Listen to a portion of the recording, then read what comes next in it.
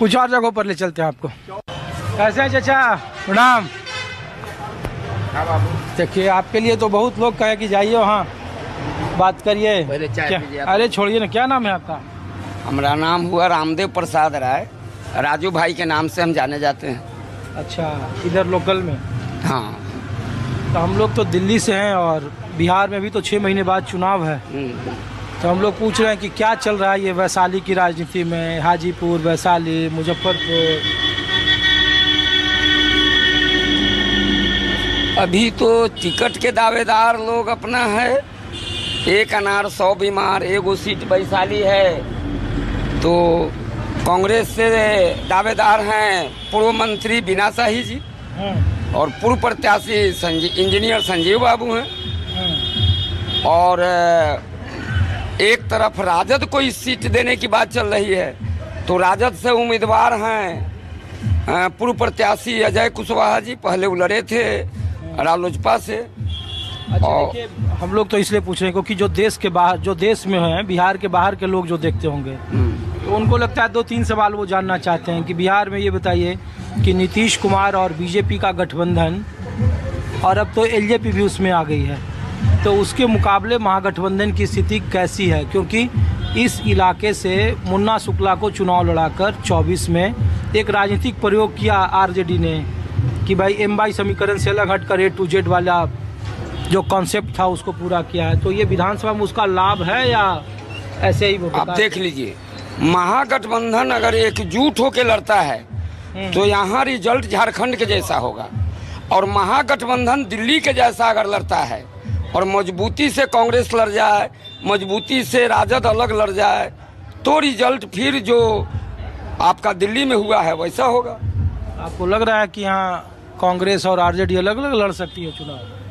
लग नहीं रहा है, लेकिन हम एक संभावना व्यक्त किए हैं कि अगर वो दिल्ली के जैसा लड़ा तो यहाँ एनडीए का सरकार बन जाएगा, और ना अगर झारखंड के जैसा लड़ा तो महागठबंधन का गवर्नमेंट बनेगा।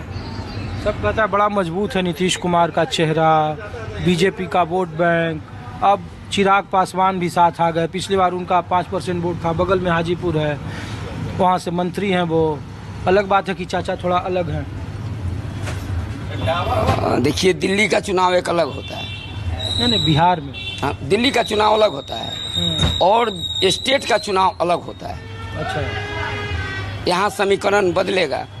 यहाँ हारने का कारण आरजेडी को पिछला चुनाव मुन्ना शुक्ला जी हारे या इसके पहले संजीव इंजीनियर हारे।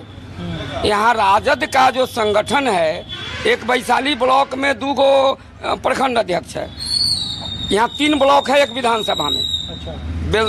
बेलसर में 2 गो प्रखंड अध्यक्ष, गोरौल में 2 गो प्रखंड अध्यक्ष, वैशाली में 2 गो प्रखंड अध्यक्ष। अब वो देखता है कि मेहनत हम करेंगे, हम आपको जिता देंगे तो क्रेडिट वो ले लेगा। अच्छा, गुटबाजी जो प्रखंड लेवल पर। हाँ, अगर मन से लड़े महागठबंधन एक जगह हो के तो झारखंड के जैसा होगा। अगर मन से नहीं लड़ता है तो जो दिल्ली का दशा हुआ है सो दशा यहाँ होगा। मन से यहाँ तो लोग कहता है जाति पाति पर चुनाव होता है, तो आरजेडी महागठबंधन के पास बड़ा सीमित वोट बैंक है और एनडीए के पास उससे ज़्यादा वोट बैंक है। किस जात की बात आप करते हैं? मुन्ना शुक्ला तो भूमिहार है और पप्पू यादव हैं। उनको हराने के लिए तेजस्वी पहुंच गए पूर्णिया 60 गो विधायक लेके। कहाँ जात पात की बात है? हम लोग तो मुन्ना शुक्ला भूमिहार को वोट किए, हम यादव हैं।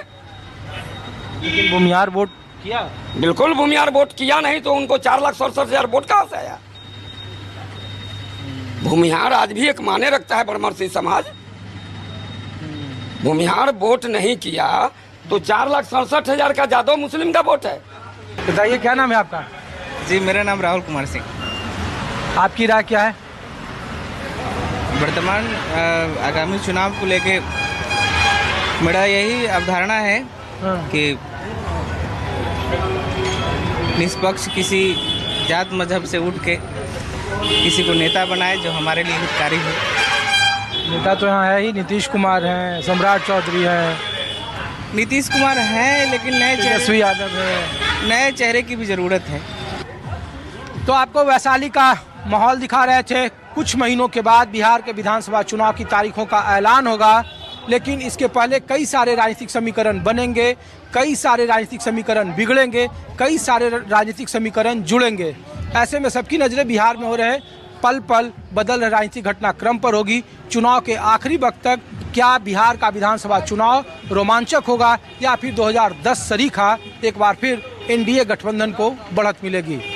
सवालों का इंतजार सबको है। बिहार विधानसभा चुनाव की तारीखों का ऐलान भी सबको है। फिलहाल अपने सहयोगी संजय सिंह के साथ